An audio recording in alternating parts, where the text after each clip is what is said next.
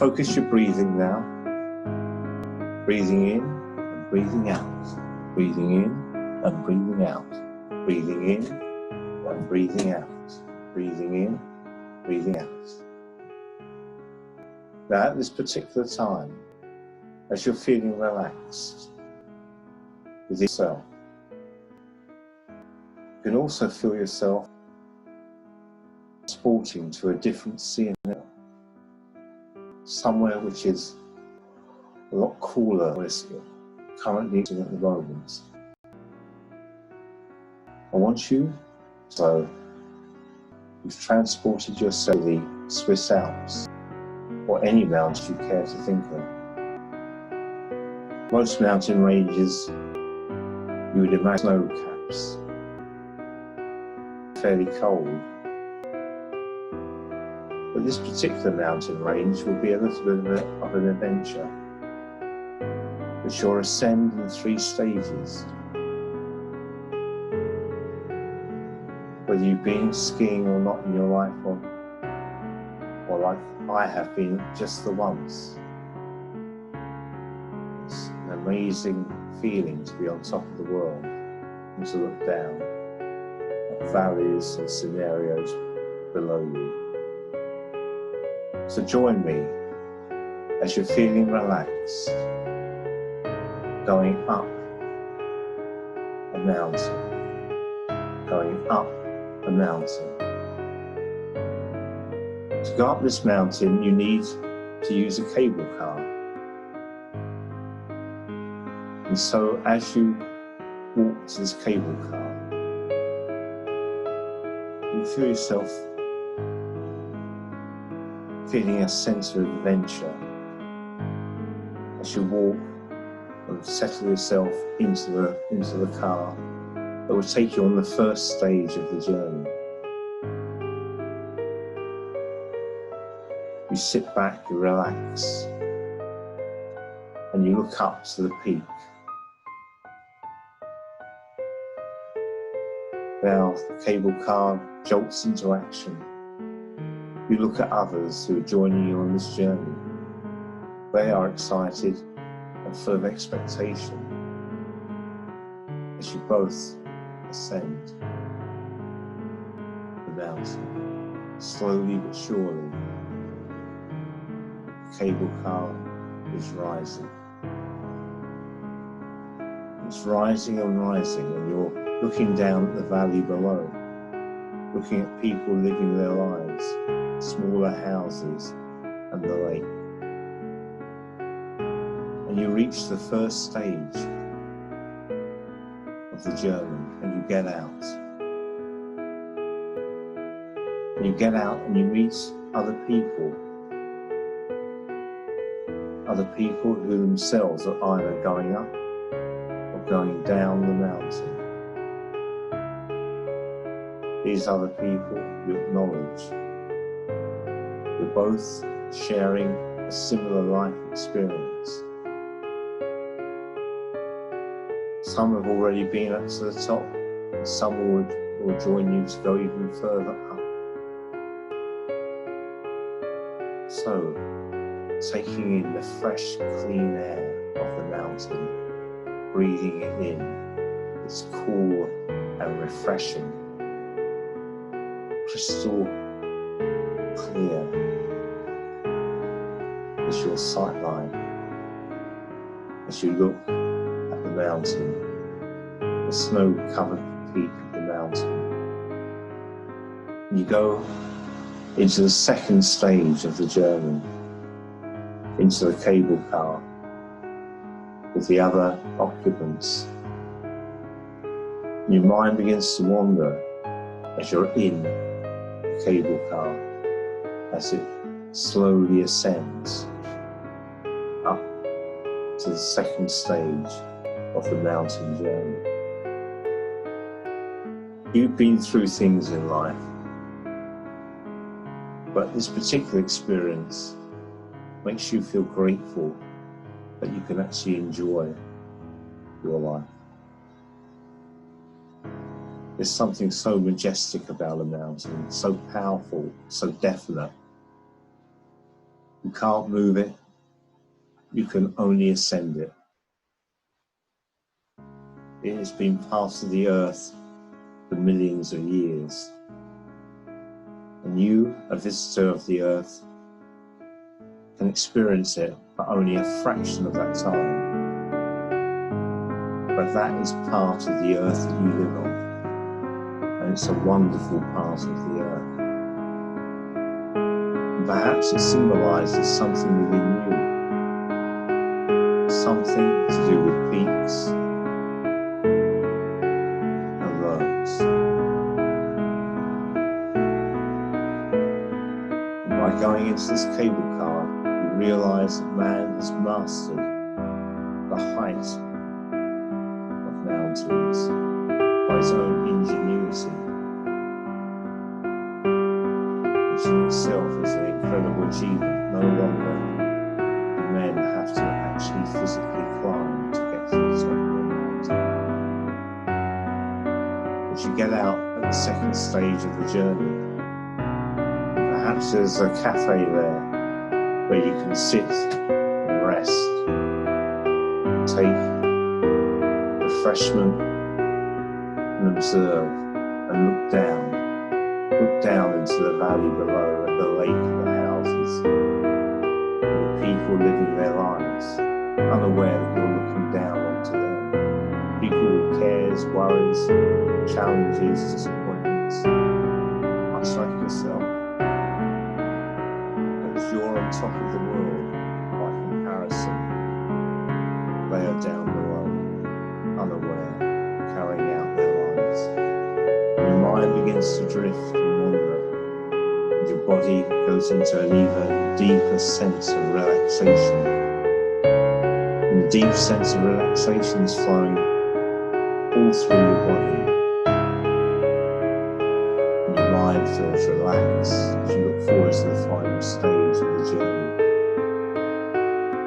And up you go to the very top of the mountain. Perhaps you imagine yourself as a mountaineer. What the mountaineers must have felt like when they ascended Everest for the first time. How powerful they must have felt when they finally found themselves at the top of the mountain. And at the third stage you get out and you survey the scene around you, and the wonderful scene of perhaps smaller mountains and smaller vistas and villages and towns down below. You can see for miles now. You're no fool at the top of the hill. You're the wise man at the top of the hill. And at this point, perhaps you feel yourself finding what your life's purpose is about.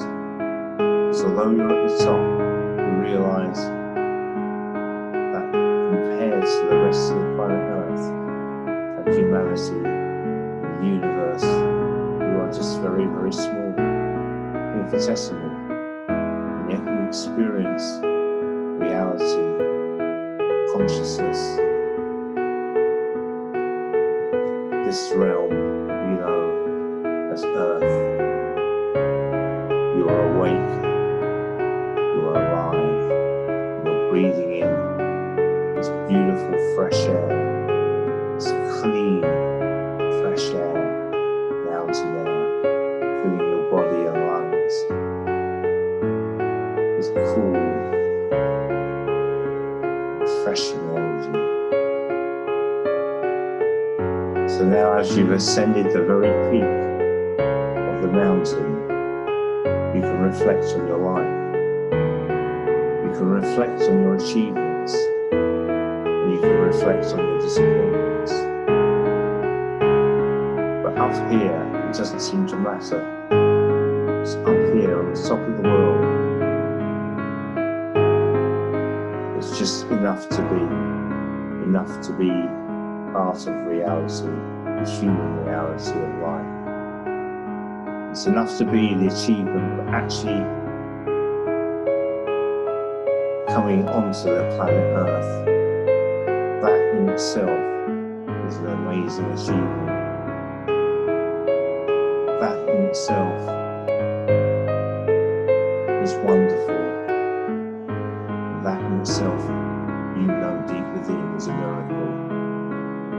It's a miracle that you actually exist. It's a miracle that you have and interact with other people. It's a miracle that you're alive and you realize the miracle of life, your own life, your unique individuality, despite the fact you're part of a race that amounts to billions of people. At this point, you decide to descend. But you don't want to take the cable car. You want to walk down. This is how refreshed and energetic you feel. And you're going to walk down, even though you're a little bit scared, perhaps, of the height. But you know every step you take will take you further down, further to the safety of the earth, to ground level. And you just put that to the back of your mind, like challenges, like worries and concerns. This is not concerning you because you have a goal and you have the confidence to walk back down the mountain. So step by step, you're walking down, and step by step, as the minutes and the hours even pass, you meet other people on the way who've decided to walk, and you acknowledge them. You're all brothers now on this mountain. We all share a common bond. We're part of the mountain and its strength and its solidity and its permanence, and we adhere to it and we acknowledge it. So down we go, bit by bit, looking further and further down, seeing the towns, villages become closer and closer, closer and closer, closer and closer. And this feeling of relaxation gets even more relaxing as the further down we go. But we also realize that by going down, this is mirroring our subconscious mind, our deeper mind. What exists in our deepest subconscious mind? What is it that inspires us? What is it that we fear? What is it that steers us? What is the programming that we've always had? And as we go further, deeper and deeper down, finally we reach the bottom of the mountain. And that achievement and feeling of power flows throughout the whole of us. We feel so good, so energized. We've been to the top, and we've come back down again, safe and sound. And we go to the lake now, and we realize that the lake holds the secrets of our deep subconscious mind. Clear crystal blue water shimmering in front of our eyes. And we take a pebble and we throw the pebble into this shimmering lake. And the shimmering lake is disturbed just briefly as the pebble breaks its surface and its energy breaks and makes waves and disturbs its calm. But that fascinates us, and the ripples, as they extend outwards from the pebble, further and further out,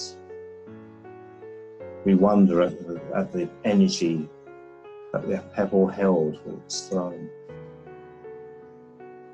And we wonder at our own subconscious how deep down in our subconscious, the pebble exposes, brings to the fore problems that we may have, that we may have trouble, or may we have find it still challenges us to live the full life that we were destined to lead, that we deserve to lead, that we will lead. And no matter how bad the challenges are within us, the mountain still remains still, immovable, permanent, symbolic. It will be there. No matter that all things must pass, as the famous saying says. The mountain is always there, and so will we in our own way. We will be there throughout time in our own way. And perhaps this time, as we're looking at the lake, will last forever. Perhaps this moment will last forever. Who can say? Whatever ails or troubles us will pass, will drift, and perhaps it was never anything in the first place. We are permanent, as is the mountain, as is the lake. Three fantastic natural achievements of the planet Earth. Gently and slowly, as we look at the lake, we realize that we can carry on. No matter what is troubling us, we will overcome. We will be powerful in the future. We will ascend that mountain again and come down again, as we are strong, we are able, we are determined, we are focused. Nothing and no one can stand in our way. A bit like the mountain. Nothing and no one can disturb our calm. Almost like the lake. And if the odd pebble does break the lake's surface and causes disturbance, eventually it will disappear and become calm again, and we will carry on in a calm way. We will bounce back. No matter what problems we face, we will bounce back, we will carry on, and we will live. We will matter, and we will be as part of the planet Earth as the mountain and the lake is. So thank you for listening to me. At this point, I want you to focus on your breathing again.